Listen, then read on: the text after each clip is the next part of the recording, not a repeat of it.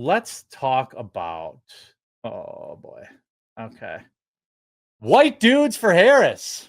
All right, here we go. Yeah. I gotta hold back slurs for this segment. Yeah, this one is gonna be curious. This is Josh Gad. Josh Gad, you may know him from, I don't know, he's in some movies. He's somebody. He's like probably C-list. I don't know. But he is recounts here. I just want to this is the energy. This is literally what Melonie's viral video is about. Yep. It applies to literally every one of these people. Let's listen to what father of two, Josh Gad, has to say and why you need to vote for Kamala. But here I am. Also, quick observation. They have Kid Rock. Oh, wait, hold on. Let's start over. But here I am. Also, quick observation. They have Kid Rock, Kevin Sorbo, and a dolphin aficionado. By the way, cool. Yeah.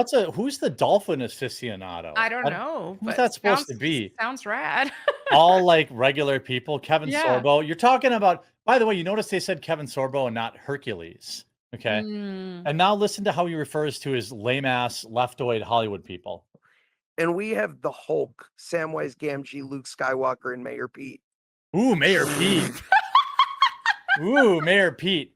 You know, the guy that bought babies for his gay marriage? That guy? That guy? Dude, I'm sad they got Samwise Gamgee, though. I love Sam. You know what, though? He was my fave. None of those people are real. Yeah, exactly. It's not actually Samwise. Yeah. Yeah. They have the actors. So it's like they think their viewers are so stupid that they're like, the real Incredible Hulk is voting for Kamala Harris. Like, and then he goes on to share this anecdote, which is unbelievable. Just on this Zoom. That's pretty damn cool. It's not. I'm a white dude. That much you can probably tell. Oh, sick joke, bro. Yeah. My favorite part of all these losers is that I think someone tells them, like a professional PR person told them, here's a 7-year-old webcam and here's a shitty microphone because you need to look like if you look at all these videos, none of them like this guy went outside. Gordon Levitt made sure he stood in his garage, like they're and this other, like they're all like, I'm just like you. As possible. Yeah. This guy works for Hollywood. He can't fucking sorry, pardon my French. He can't center in the frame. He can't center in the frame. His entire job is in Hollywood, and he can't. This is where he's leaning off. He doesn't adjust his laptop, so he's centered. I mean, give me a break. This is all on purpose. No, but I also happen to be a father of 2 girls. I have a 10-year-old and a 13-year-old. And I'm not sure if you guys can recall that. By the way, he's about to tell you something that 100% never happened. Okay. Feeling you had on the night of Tuesday, November 8th, 2016. When Trump won, it was awesome. I stood over my kid's bed and I wept. I wept because I felt like I let them down. I remember that day. I was on social media looking at my peers make their videos crying, and I was laughing at it, but I felt like I couldn't say anything at the time. You were still in the closet. Yeah. I was laughing at it though. I remember, first of all, here's how I know it didn't happen. Hillary didn't even concede the race until like 4 a.m. Right. I know this guy was not up at 4 a.m. waiting for the results. I just know that wasn't happening.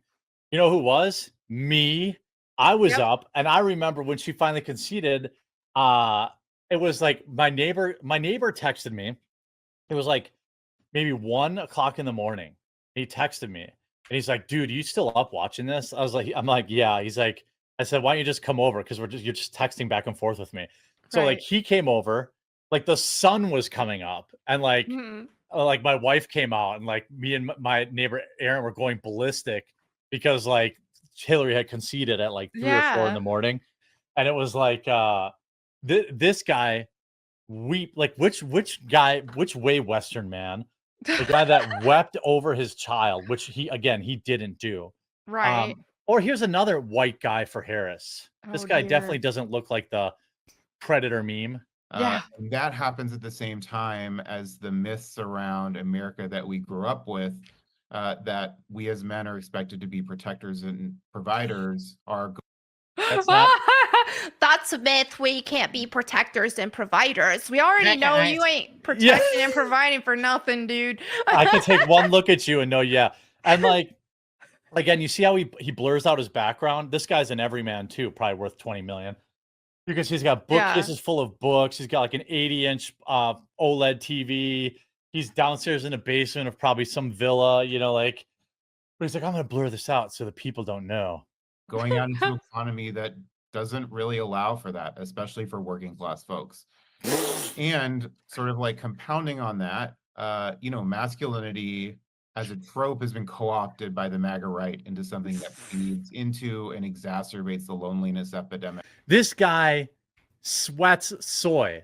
He is exactly. He's not the right guy to be talking about, you know, how like masculinity bad. Yeah.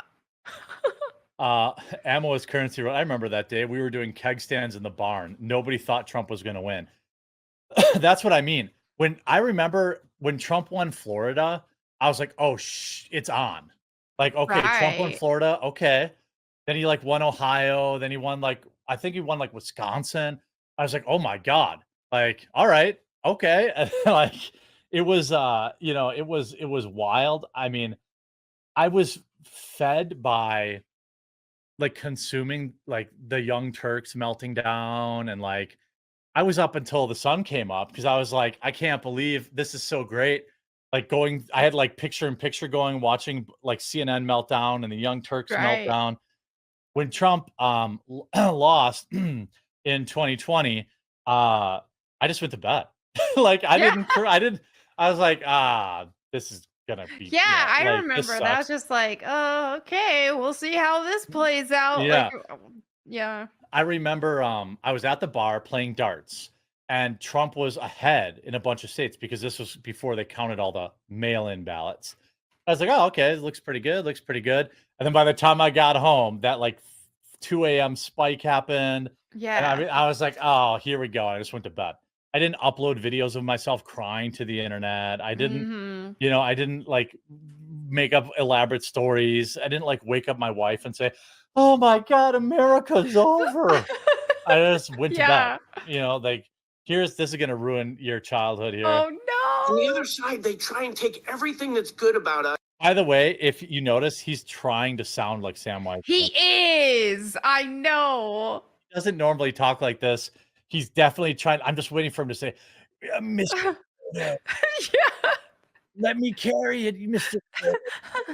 On the other side, they try and take everything that's good about us and demean it. Kamala Harris smiles.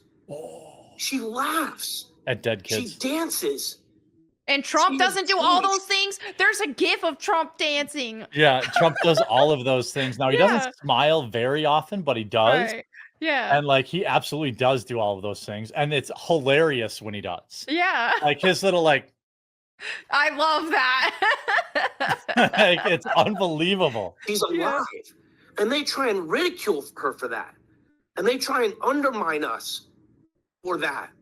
This is a serious person who can prosecute a tough case against people when she. I'm just waiting for him to start crying. Yeah.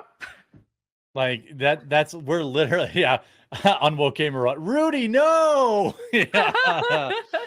Oh, yeah. It's so, Randall wrote, it's so embarrassing. Yeah. I mean, these people, I mean, this is my favorite. Joseph Gordon-Levitt, just a normal guy. A bunch of toys. It's like, well, you haven't seen any like guy that's lifted a weight or that looks like he eats steak. All the soy boys. Yeah, all these guys had their Boca burgers. And then like I like how he's like, oh, I'm in my garage, but it's very clearly like a finished room. Right. With like paneling on the walls and all this stuff. He's like, I'm just like you.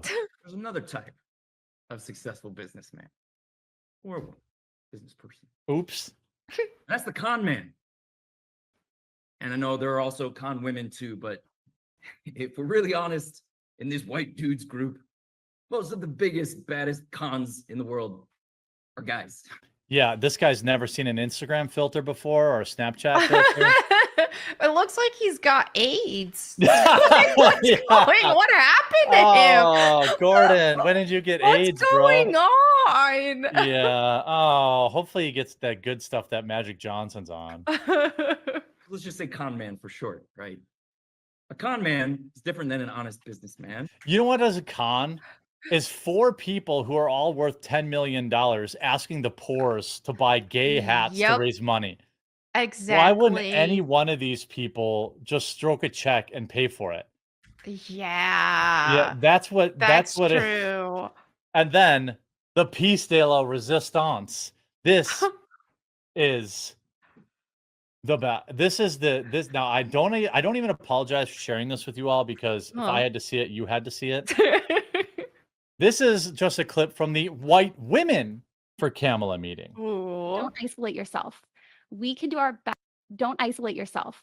We can do our best work when we're in community together, like we are tonight, because the toxic feels smaller when we support each other. But don't make it about yourself. As white women, we need to use our privilege to make positive changes. There's 170,000 people watching her, by the way. Oh my goodness. Just wait. Wow. It gets better. If you find yourself talking over or speaking for BIPOC individuals, or God forbid, correcting them.